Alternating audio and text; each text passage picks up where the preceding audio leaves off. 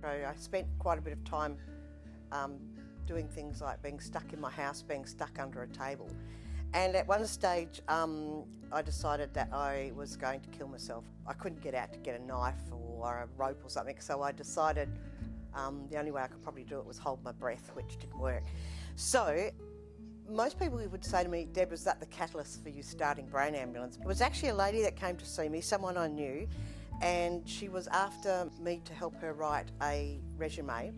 So she, looked under the table because I'm sitting under there, and she goes, hi Deb, how you going? And I remember thinking, does she not notice I'm under a table? But apparently not.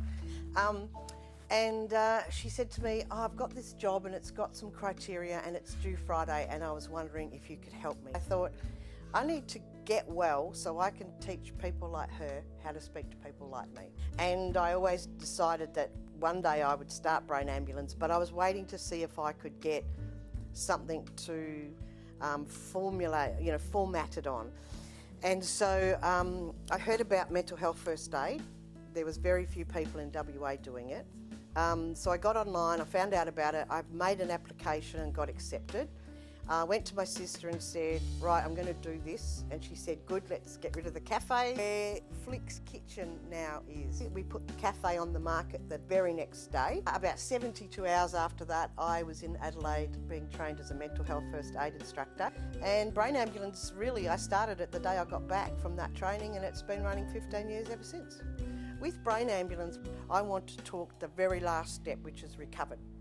So very few people tell the story of, this is me recovered.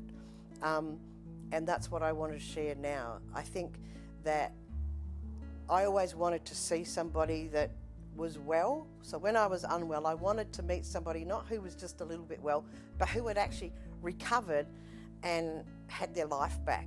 And I couldn't find somebody for a while, so I had to become it myself.